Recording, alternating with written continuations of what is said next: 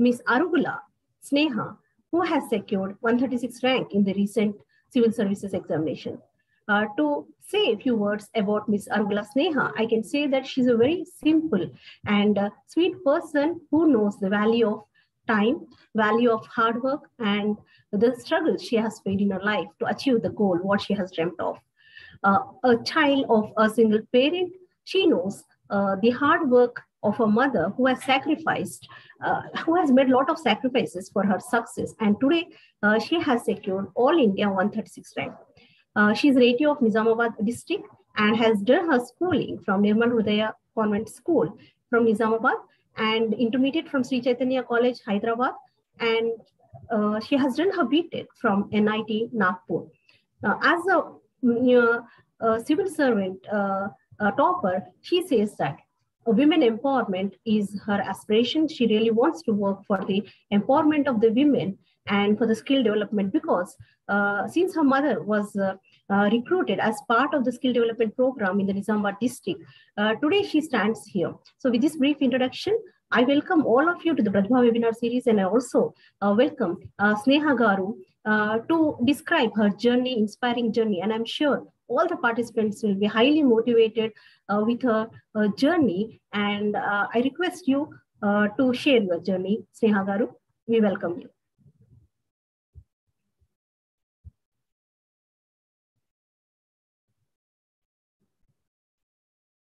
Ma'am, please unmute yourself. Good evening, everyone. Good evening, ma'am. Good evening to all the seniors and all the friends, those who are here, and all those aspirants who are here to listen to me today. Thank you for everyone being here. And I'm very happy to utilize this opportunity, utilize this platform to share my experience. And coming to myself, as ma'am introduced till now, my name is Arugula Sneha. I secured 136 rank this time. This is my fourth attempt in UPSC Civil Services. I graduated in 2017 from NIT Nagpur in Electrical and Electronics Engineering. And since then, I have been preparing for civil services. You may be doubting, like, being from such a background, financial background, and as such a family background, why did I take up civil services directly without even going for a job or any other security? Because it was this civil services has not been a career for me. It has been my dream since my childhood. When I was in 7th class, my mother being a single parent, she was not having a job, and my grandfather also passed away. So it was almost a helpless situation, but it was due to a district collector, Vinay Kumar sir, in Nizamabad, where she got into a skilling mission, and she got basic computer literacy, and she finally got into a job. And that is the job she is doing even today, and it is that job that has survived us and got both of her daughters educated. Even me, I completed my education from NIT Nagpur. So only then I have realized that a civil servant has a lot of potential. With a single initiative of us, he was able to change our lives. He was able to change our family's life in a go. So I thought that position has such a great opportunity to change the lives of the people. And one day I should be in a position where I'll contribute in the same way. I should be in such a position where I can help so many other families like that way I received help. So I decided it then to become a civil servant, and I really hoped every day to be in that position. So after my graduation, it was not a matter of choice for me. I thought I should go for, when I have a choice, when I fulfill the basic qualification for the exam, I should start preparing for it and put my energies completely into it from the day when I started. And but due to the rigorous examination pattern and a tough competition, it took me this many years with the dedication, hard work, and time that I had to pay in. And finally, all the efforts I have put in actually came fruitful. And today I stand before all of you. And I know, like, there are aspirants who are there today in this video, who are looking for a similar, who are in the similar situation, trying to navigate this journey. And today I'll try to share my experiences about the strategy and the kind of preparation one has to put in for civil services. So coming to the exam, this is my fourth attempt. So I'll say why it took me so many attempts itself. Like why four attempts? So in the very first attempt, when I started my preparation, I took classes, coaching classes, but I realized, but I was in an urge to learn more and more. It was very new for me to understand the subject because the subjects were social studies while I was an engineering science background. So I was trying to learn the subject. I did not have any time schedules for myself. I went on enjoying the subject so much that I went into depths of the subject. Like each subject, if I took polity, I tried to dig in each subject into vertical depths, and instead forgot to cover the whole syllabus horizontally. So there were initial days of preparation when I enjoyed the subject so much that I used to complete reading the bare acts for multiple times. So that was the mistake I did in my first attempt, where the focus has to be to cover the syllabus horizontally at least one time in a total, and then revise it one or two times before the prelims should be our objective, instead of trying to dig in each subject and going into specific details, minor details. Like in history, it is not required to go into each one king and try to understand the background. Rather, you should be able to cover the overall reigns and regimes of the subject. So that is the mistake I did it in my first attempt. Then I realized after that first attempt, and I tried to correct that. Where in the second attempt, I tried to focus on prelims and I cleared it in a easy manner. That I went far beyond the threshold level, the cutoff levels. So here, how I cleared prelims is a relatively simpler one, as everyone knows. First of all, for prelims clearing, one has to ensure that the standard reference books, those are there for each subject, like that mentioned in the syllabus. Like let it be for history, it can be Spectrum or any other book. For polity, it can be Lakshmikant, or other subjects like environment, it can be Shankar IAS book. One has to refer to these standard reference textbooks multiple times and ensure that all the facts are internalized before get firstly, while clearing one's concept, one has to ensure that the facts are internalized. After doing this, current affairs has to be focused while putting an eye on the newspapers. So one has to read the Hindu newspaper regularly and also try to make some notes out of it into some prelims perspective and also mains perspective. And it can be supplemented by IAS institutes material like Vision IAS or any other institutes monthly material, which has to be revised multiple times. And the test series play a major role in the prelims preparation or mains preparation, to not only evaluate oneself but also ensure that you learn from the test series itself. You change your strategies so that you score optimally out of the knowledge you have. So referring to standard reference textbooks, preparing on current affairs, and also giving test series will ensure that one can easily navigate the prelims level. Then comes the real exam, real level in the UPSC civil services, that is mains examination. So how is it different from prelims to mains? Is in mains preparation, one has to present their knowledge in the descriptive form. While it is easy to at least identify the answer out of the four options in prelims examination, it gets difficult in mains for the fact that one has to provide their knowledge in factual form, write it in 7 minutes. 150 marks, 150 words should be presented in 7 minutes with all the data points, value addition in a proper structure format. That becomes a tough task without preparation and without practice. So what it requires is, firstly, at the first level, one has to have the knowledge. So for that, it requires multiple revisions from the standard reference textbooks. And secondly, to ensure that these knowledge gets transformed into answers. So for this, though one student or one aspirant is writing a bad answer, one has to starting bad answers and keep writing them, keep practicing them. Try to look at toppers answers and try to restructure your answers. Try to put them in IBC format, that is introduction, body and conclusion. Try to put some value addition points like recent data regarding the topic, and any other evaluation points like SDG goals, etc., into the answer and improve those answers. So there has to be a test series where you are subscribing to write those answers, write those answers regularly, get evaluated, and try to incorporate the remarks that one receives in the test series. So by doing this regularly, following your test series both for uh, mains GS subjects and optional, and being on the test series schedule ensures that one completes it on the time.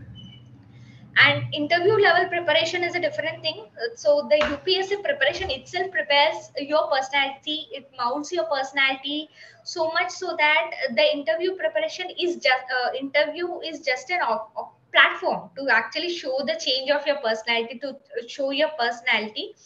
So when it is of interview, all that you have to do is practice putting your thoughts into an actual structured format, so that you express your thoughts in a structured format, in a concise way to the interview panel, and get your marks. It is relatively simple than mains, considering the fact that all you have to do is express your personality. In mains you need a lot of practice, where one has to put several hours and several practice writing so many tests, so that one achieves that excellency in writing beautiful answers in the shortest time period. So this is overall journey. While I'll be open to this is overall preparation into prelims, mains, and interview level. I'll be happy to answer specific questions my fellow aspirants here will be asking. Thank you. Yeah, thank you, Miss Neha. Indeed, it is very inspiring to know, the kind of inspiration you have derived from your surroundings, and you try to build such kind of higher aspiration in the life, which most of them probably they must have demotivated you or discouraged you initially. As you said, your financial conditions were not that very good. So, what would be your suggestion for our participants who belong to the very diverse, heterogeneous group, and especially the students of Open University? Most of them they are dropouts, and they are working. So, what do you say? Like aiming high, is it really worthy? And if we put the right efforts at the right time, is it possible for each and every one of them to achieve what the civil services examination, to crack the civil services examination? And what do you think is the right time, to think about the civil services examination? Yes, ma'am. So I will say it is always comfortable to stay in our comfort zone. It is always okay to go with the herd, and it is always okay to see only what we are doing right now and settle for comforts. But I will say it is essential to aim high. It is essential to understand and try to push ourselves out of our comfort zone and try something higher, so that all our capabilities get nurtured properly and get displayed. And aiming high ensures that one comes out one basically utilizes their full potentials and shows that to the society. So it is if you say take my example, it would have been easy, ma'am. It would have been easy to take up a job and continue that. But there was this dream where I have to repay the good I have received, to ensure that I contribute something higher good. That gives us a lot of satisfaction as a human. So I think one has it is worthy at the end to put all these efforts, and it is worthy at the end to dream higher, so that one can sleep very happily at night. So, and to the other question you were asking, so when is it the right time to prepare for civil services? I feel during graduation time one student has to focus on the graduation subjects itself, while also preparing themselves personality wise by participating fully in the co-curricular and extracurricular activities. But after graduation, one can start with civil services preparation, even while doing a job or without a job, full time or part time. I feel one can start the preparation, and one can start with NCRTs at least initially to understand the concepts, and then go for any test series kind of schedule to keep up with the schedules and prepare, so that in the least possible time one can crack this exam. Neha, Sahidi is asking like how to prepare for Telangana State Public Service Commission examination along with UPSC. As we know, recently Telangana State Government has announced several posts. So, Ms. Neha, what do you suggest for the aspirants of the civil services who are simultaneously preparing for the civil services examination and now they want to concentrate on the Telangana State Public Service Commission? Now, do you think the preparation for the civil services examination will definitely help them in this preparation? It does, ma'am. It does help a lot, considering that firstly, at the knowledge level itself, there are the nationwide and international concepts are all related. Content is almost same for both UPSC and state PCS exam. So Telangana state exam. So at the knowledge level itself, there are a lot of similarities. And secondly, at the analytical level, one will understand the subject well, so that it will be easy for one to grasp the state level content, like state level history, state level economy. Once one person understands the India level economy, it will be easy to understand the state economy as well, state history as well. So at that level also, it is helpful and easy for a person who studies UPSC to simultaneously prepare for this exam also. And I will say, to prepare simultaneously, one should divide the whole syllabus of Telangana PCS exam into those parts which are similar with UPSC and those parts which are not similar with UPSC. That is state specific content. So once that is done, I will say near to the UPSC exam, that is before prelims, or because the exam Telangana state prelims is in August, I suppose. So till that time, one can focus on those parts which are not similar. So once one should start with those parts which are not similar, like state economy, state history, and should try to complete those syllabus while simultaneously preparing with the content which is similar with UPSC syllabus. So um, these dissimilar parts which are not matching with the UPSC syllabus should be taken on at least 2 hours per day, 2 3 hours per day. One can put time schedules and try to complete those parts while simultaneously prepare the UPSC similar contents daily, and continue the preparation with that.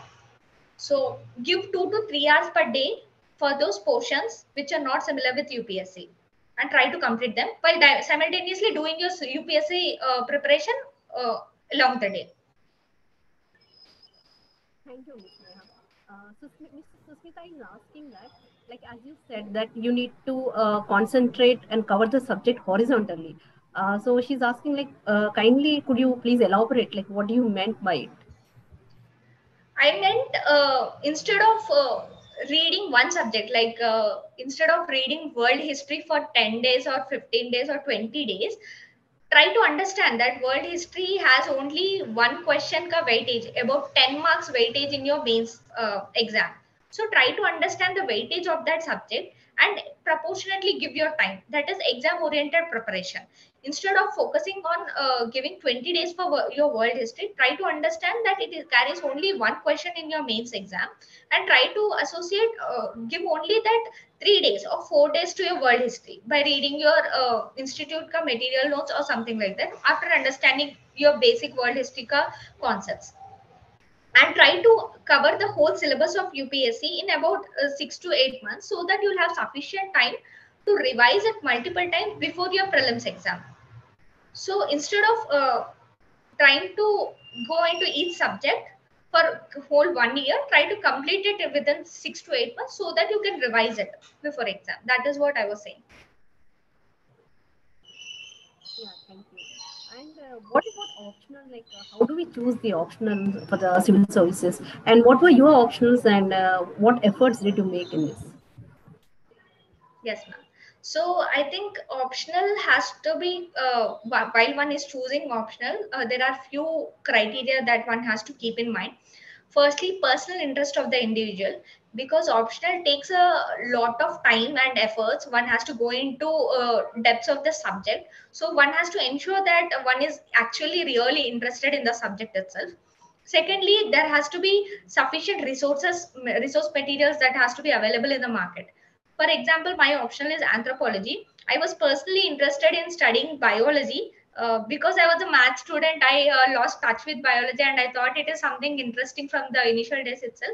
So because 25% of anthropology is biology, I chose that subject. And secondly, anthropology has a lot of resource material in the market available itself, and there are toppers notes and toppers copies, which also ensure that it will be easy for my preparation. So after doing this, maybe one can try to understand the syllabus, read the syllabus once, and try to see what are the subject content of that optional. Only after that one has to choose it. It can be your own technical graduation subject, or it can be any other social sciences subject. So one has to once look into the syllabus, try to understand whether it coincides with your interest or not, or and also see whether sufficient material resources are available in the market or not, and then go for the subject. And my optional is Yeah. anthropology, and I scored about 272 in anthropology this time, which is above average score in that subject. So for anthropology, what I did is, initially first through one standard reference textbook, I tried to understand the whole subject matter of anthropology in about 10 to 15 days, to go horizontally to understand what are the major areas of the subject itself, not going into depths of the subject, but to understand what is there in the subject itself. And after that, I try to take some 3 to 4 textbooks for each topic, and try to identify that best source, and try to make a notes out of it, my handwritten notes out of each reference textbook, and try to add a few more value addition points from other textbooks. So my first step in the preparation was making notes by myself by referring to at least 3 to 4 textbooks for each topic. So I tried to complete the whole UPSC anthropology syllabus by trying to cover it from 3 to 4 textbooks each, at least for one topic. And after making notes, then I revised it multiple times, and then took a test series and wrote multiple tests on it. Got evaluated and improved upon the remarks. Yeah. That was my Another, basic strategy. also, another major challenge these days is, looking for the right sources of information in this digital world of information. Like, grabbing the right information is very important. So, what were your sources of current affairs? Like, what do you suggest? Which books or which sources, whether it is online or any kind of books, which we can rely upon for the current affairs? Ma'am, nothing can substitute newspapers, ma'am. Daily newspaper, the Hindu, or be it Indian Express or any other newspaper one is acquainted with. I will say one should not mess up on newspapers in this preparation. And secondly, there are government websites itself, be it Ministry of Health and Family Welfare, or be it Ministry of Women and Child Development. So these ministries, may you have annual reports and everything that provides you the updated information. And there are PRS, PIB, like websites where the government information is updated. And beyond this, to supplement this, to get an overall comprehensive idea, I think there are many institutes that are giving monthly current affairs materials, like it can be Vision IAS or Forum IAS, etc., where monthly booklets are provided giving overall comprehensive content on all the subjects. One can refer those materials also, ma'am. Yeah. So there is a question from Mr. Prashant. Like, he's saying, could you suggest a better optional for the students from the engineering background? Do you suggest are these engineering subjects, are they fetchful in the civil services examination? Yes, ma'am. There are many. There are few friends of mine also who took civil engineering, mechanical engineering as their optional, and scored really well, about 260s and 270s in optional itself. So I think there is no other saying to go nothing against taking one's technical subjects as optional. But I think one has to at least open the syllabus once, try to understand whether the syllabus is matching with one's graduation level expertise or not, and also once look at the previous year questions and try to understand what is the level of the question that is being asked, whether it is matching with one's graduation expertise or not, and then decide upon taking that optional. One has to also has to look whether there is any material that is available, so that once after starting the preparation, it shouldn't be like this kid, there is no book available to help oneself in that. So that can be the criteria. I cannot suggest, but I cannot suggest to any individual. It depends on one's personal choice. But once look into the syllabus and also the previous year questions to get a fair idea whether one can choose it or not. Thank you. So there is another question like how to prepare for essay and ethics paper. Any suggestions, Ms. Neha? Yes. So essay and ethics is a kind of integrated preparation so one can do. It is more of a personality that gets reflected in these two papers. And essay, what essay requires is, firstly, whenever an essay topic is given, one has to brainstorm what one has to write in that essay topic, because it is about 1200 words one has to write.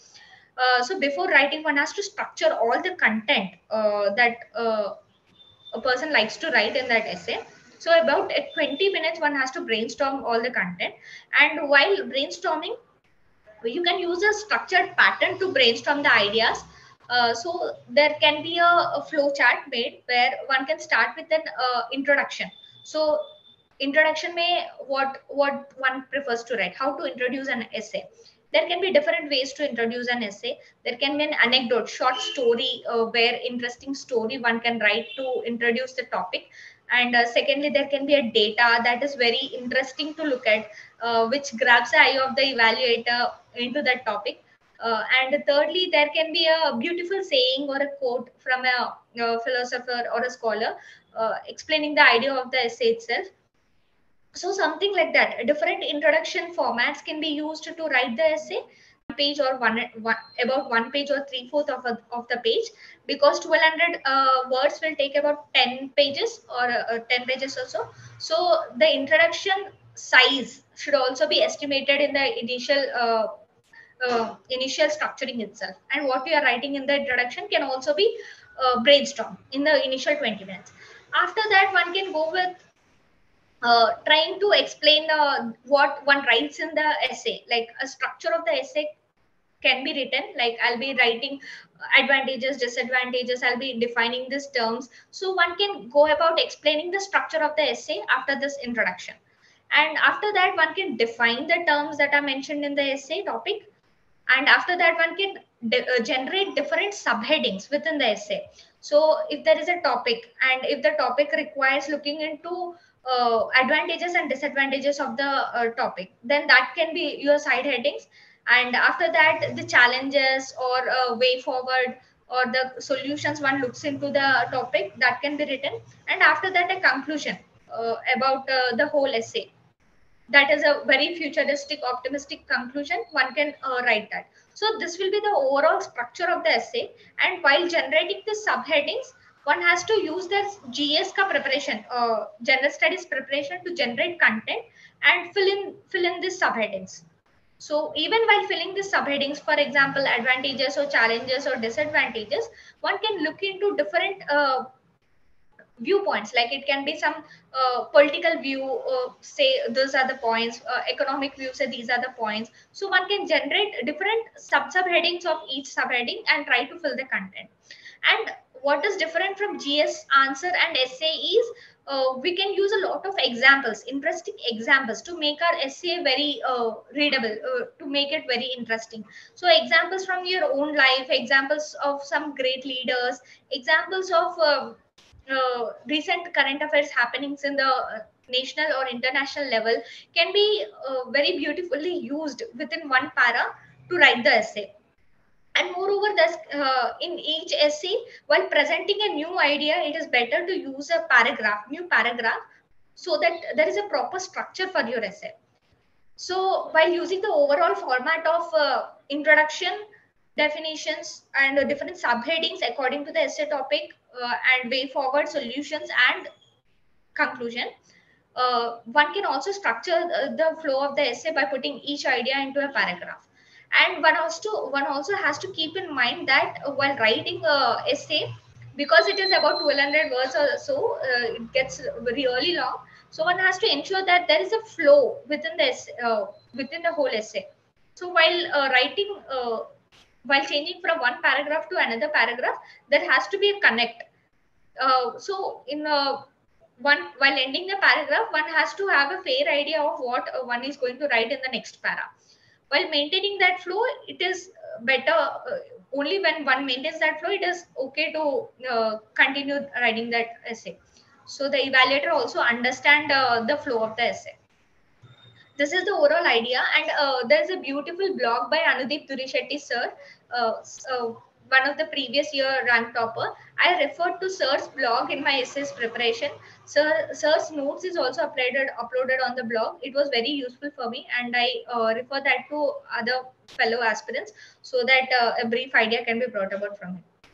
And coming to ethics preparation, I think ethics is a subject where one prepares less but gets a lot of marks compared to the preparation, comparatively to the preparation and efforts one puts in. It is because it is a personality. It is again what one does in such ethical situation that we write in the answers and we get marks. But what can be done to prepare something, to prepare for ethics is, there are ethics terms mentioned in the syllabus. So there is compassion, there is dedication, there is commitment. So these are the terms, some values. There is impartiality, non-partisanship. So such words and terms, ethical terms, one has to understand. Read it from Google or something somewhere else. Lexicon or textbook is there, so one can read those terms and understand these terms and try to put the meanings of those terms in their own words and make a notes. So try to understand these terms and write it in your own words, the definitions of the terms, and try to collect some examples for ethics. That is very important. Ethics preparation requires collection of a lot of examples from one's own life, from some great leaders examples, Dr. B.R. Ambedkar, Gandhiji. So some great leaders examples or historical examples like Russian Revolution can be an example. In 1857 revolt can be an example. So collecting such historical examples and personal life examples, current affairs examples can become handy in proving a point or explaining a point. So those examples can be incorporated into the answers. And beyond this, ethics preparation requires short, simple notes, one's own notes, in the terms of actually looking at the UPSC ethics syllabus and trying to go about a little on it. For example, UPSC ethics syllabus has this term emotional intelligence and content related to it. So one has to make a notes on what is emotional intelligence, try to define it in a crisp manner, like maybe one or two lines. What is emotional intelligence, and what is this? Where did the term originate from? Who gave it? And what are its application in day-to-day life? And like how can one like what are the recent examples where some recent examples where it has been shown by some bureaucrats, etc. So and what are the challenges, or what is the basic way to nurture it.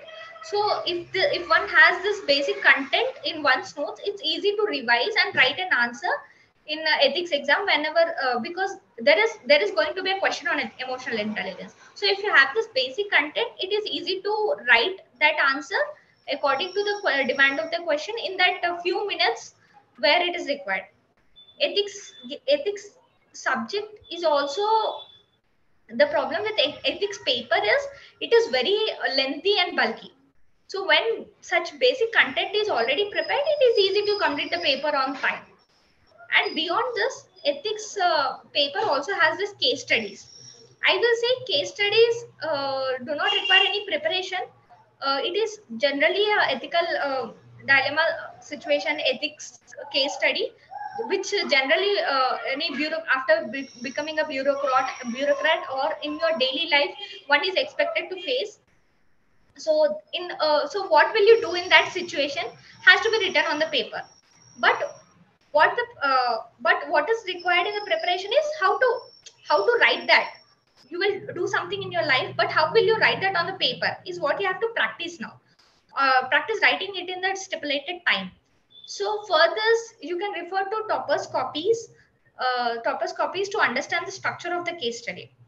So initially, you can write a brief summary of the case study itself, Then uske baad you can try writing stakeholders of the case study.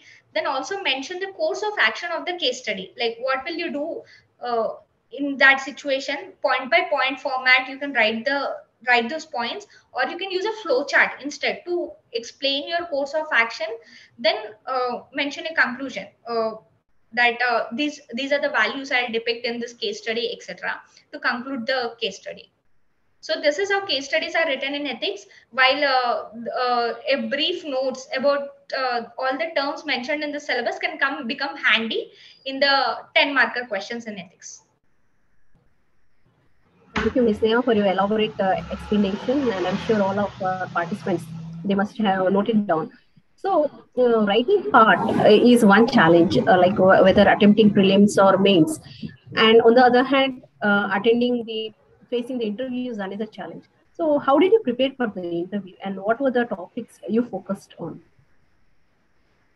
Ma'am, interview preparation actually starts from the day one of the UPSC civil services preparation itself.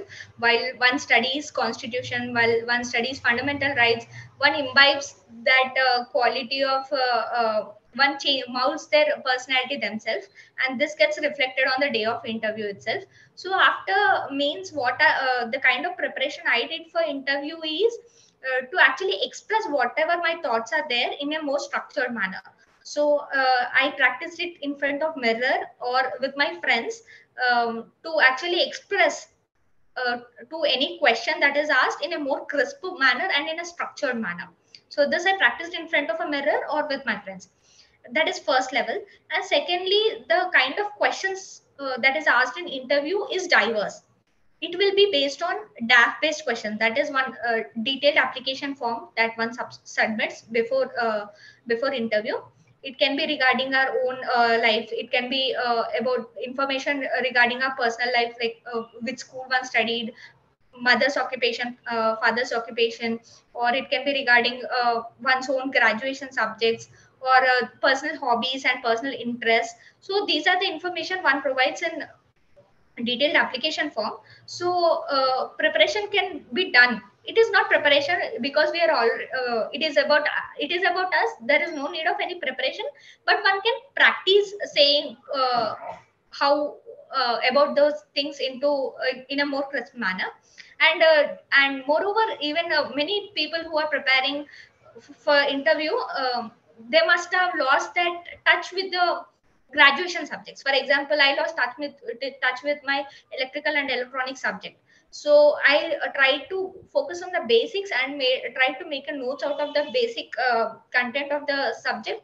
I was not able to completely complete it. Obviously, it is not possible, but at least basics which are expected to be known out of us. So I tried to revise them once and prepare for the interview. That is there. So graduation level subject and DAF based content, and secondly current affairs based preparation will be there in interview, where two newspapers or three newspapers can be read. Before interview, it is okay to read only one newspaper. It can be Hindu or Indian Express or any newspaper of one's choice. But after means I will suggest to read at least two to three newspapers, so that an overall comprehensive idea can be brought about. And while reading newspaper also, it is essential to read and understand editorials of multiple editorials of different types, like many editorials on the same topic, to understand different sides of any topic, so that a comprehensive idea about one current affair topic can be brought about. And after reading many editorials, one can come into one's own opinion. One can decide upon one's own opinion, that that can be said in front of interview panel.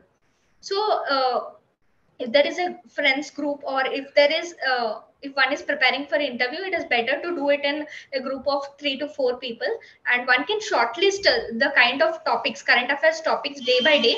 Like that can be Russia Ukraine war, and just a few hours ago Shinzo Abe, Japanese prime minister, there. So those topics can be shortlisted, and a fair reading about that topic in multiple editorials or in multiple newspapers can bring about a comprehensive idea of the topic, and then one's own opinion can be formed on that topic. So it should be an informed opinion after reading sufficient articles on it.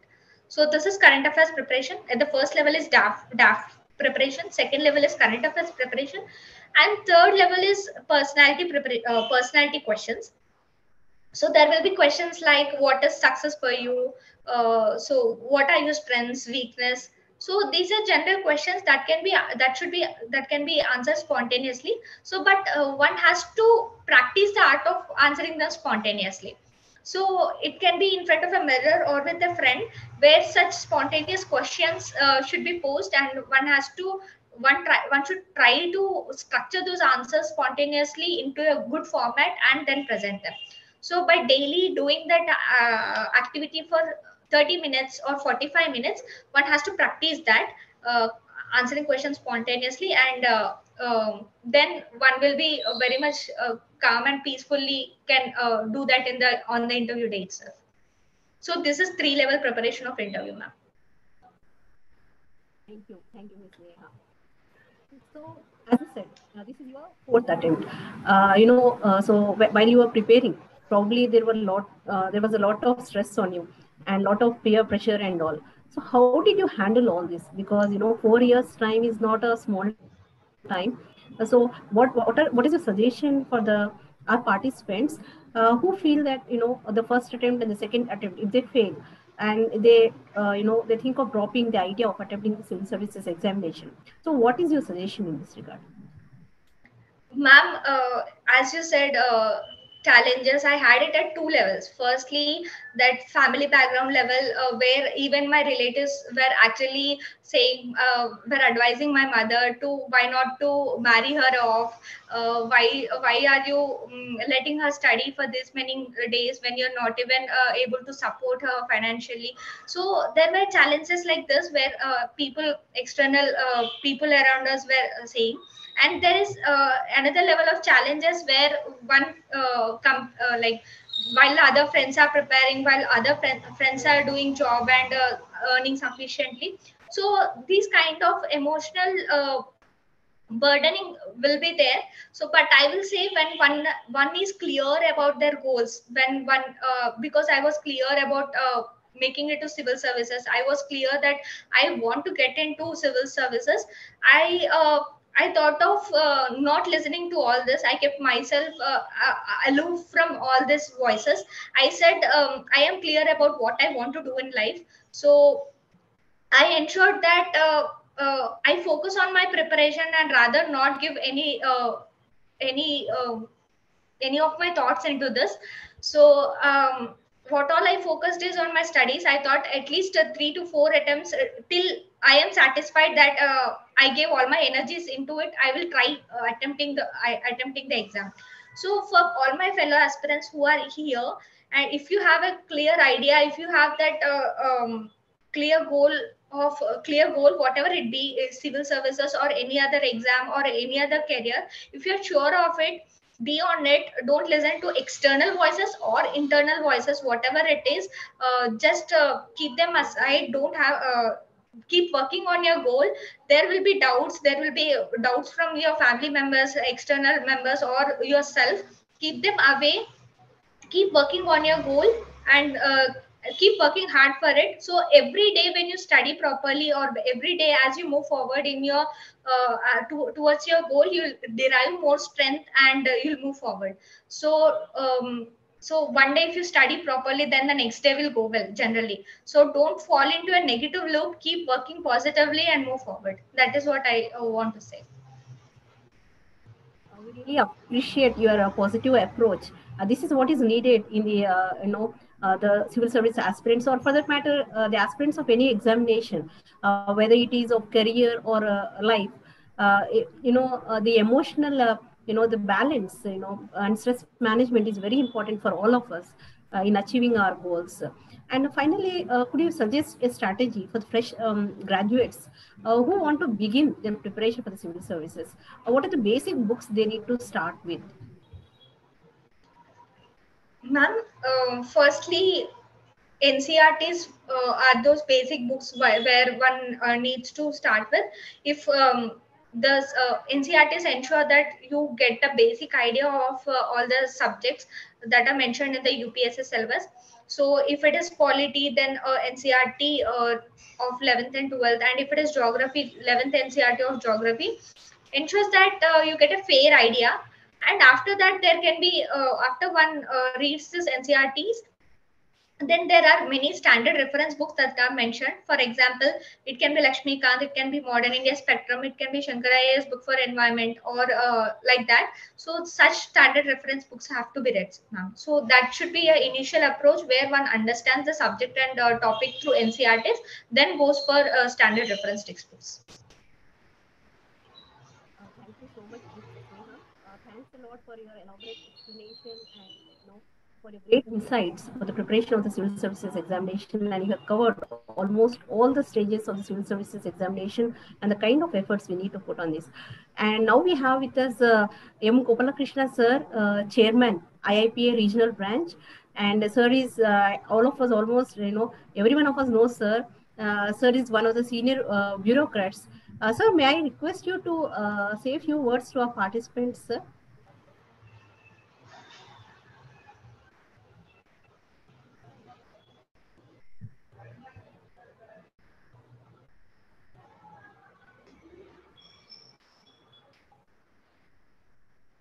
Sir, kindly unmute, sir.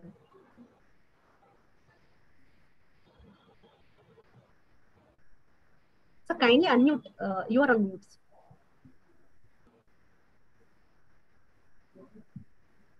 Sir, can you hear me, sir? You are on mute, sir. Okay, it's okay? Yeah, now it's okay, sir. Okay, right. Thank you, now, sir. Thank you so much. Let me, at the outset, thank Dr. Pallavi for actually giving me an opportunity to also listen to Sneha, and she has done an excellent job for all the aspirants as to how they should actually prepare for the civil services. I would like to only say more important is what is the time each candidate wants to devote and how well does he devote that time.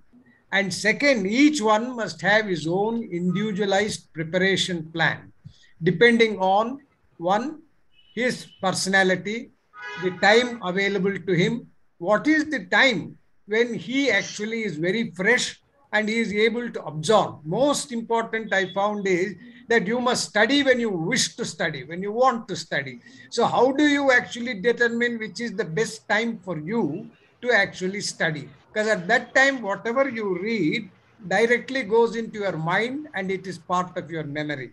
This is a very important thing.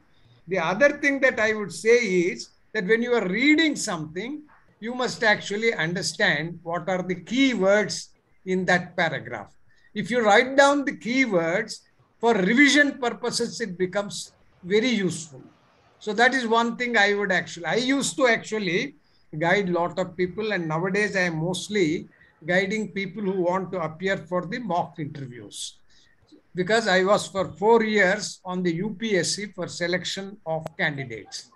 So from that point of view, I would like to give one or two suggestions only. One is set apart the time for study, which is suitable to you.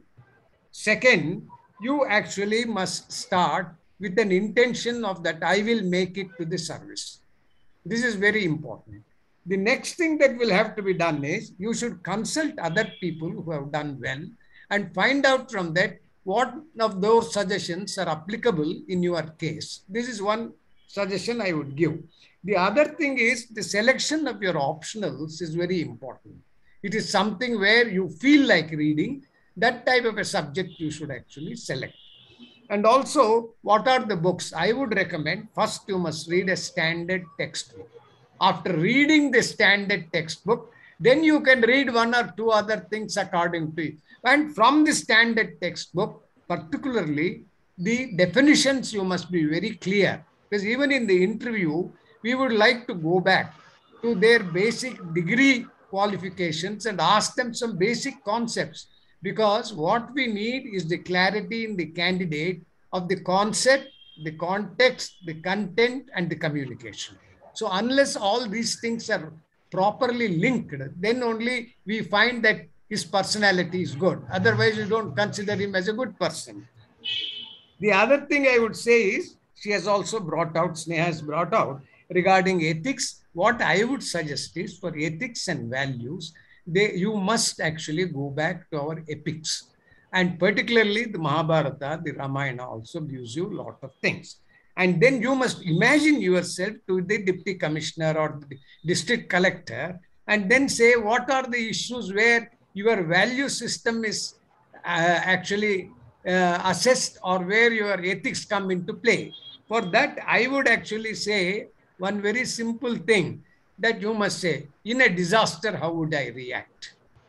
If there is a flood situation, if there's a law and order situation, or if there is actually a big problem that the supply lines have been actually broken, we have to actually try to restore.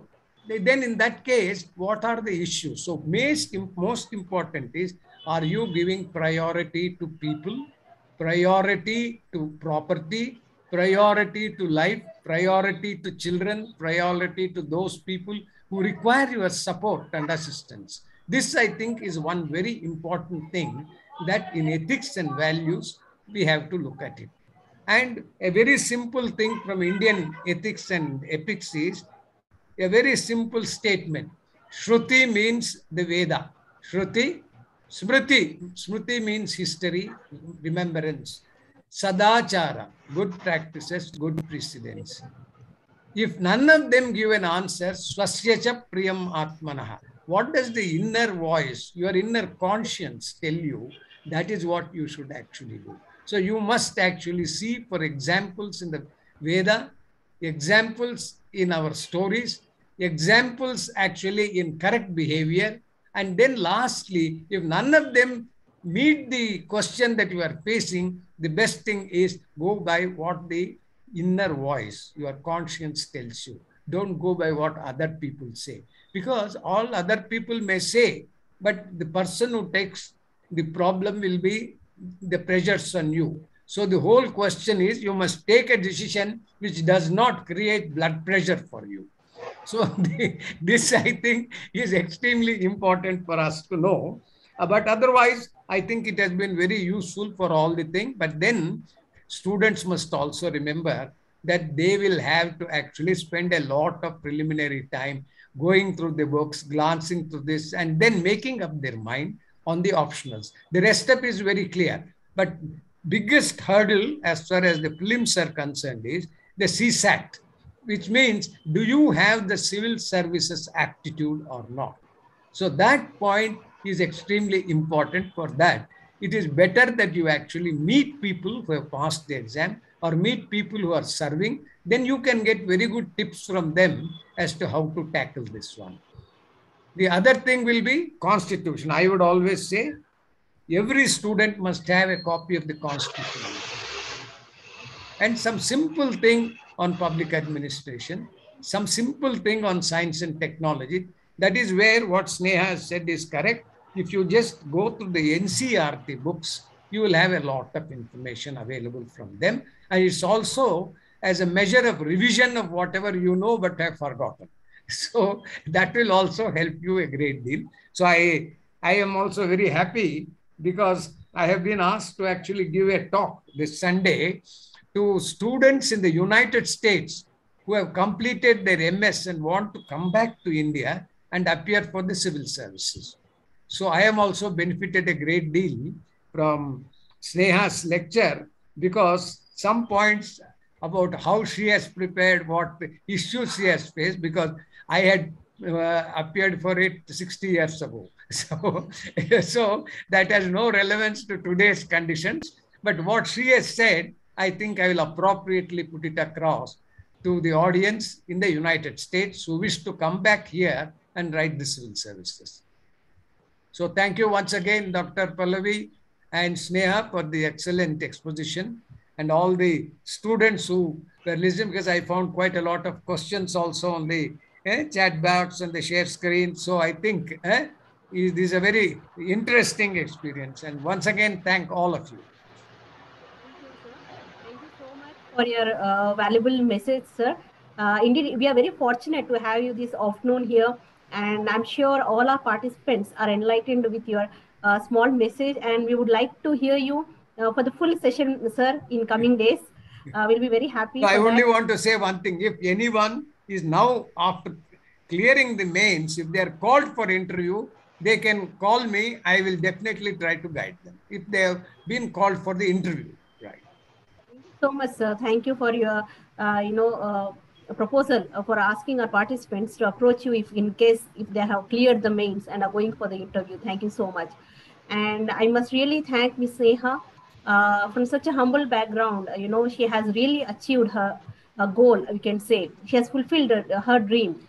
As Sir said and Sneha said that we should never listen to the others. If we really try to listen to others, as Sir said, blood pressure increases and nothing else. So definitely we need to focus on our dreams and goals. Then definitely one day will come when we are really going to achieve our dreams.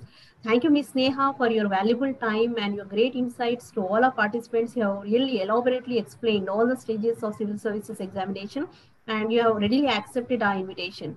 I thank Gopal Krishna sir, Chairman IIPA, the senior bureaucrat, who has really spent 1 hour time with us and has given his valuable message. And IIPA regional branch has collaborated with the Department of Public Administration, Dr. B.R. Ambedkar Open University, in organizing this Pratibha webinar series. So far, we have conducted 8 webinars, and this is the 9th one. And we are looking forward to conduct many more in the days to come. I would also take this opportunity to thank our Honorable Vice Chancellor, Professor Sita Ramarao sir, our Registrar, Dr. A.V.N. Reddy, who is also Secretary of IIPA Regional Branch, our Director Academic, Professor Sudharani Medar, our Dean, Professor Ghanta Chakrapani sir, who is also the former Chairman of Telangana State Public Service Commission, and all the university authorities and all the participants who made this afternoon very purposeful and fruitful. Thank you, one and all, for your participation. And kindly fill the feedback form in order to get the e-certificate. Thank you, one and all. Looking forward to meet you all in the coming sessions.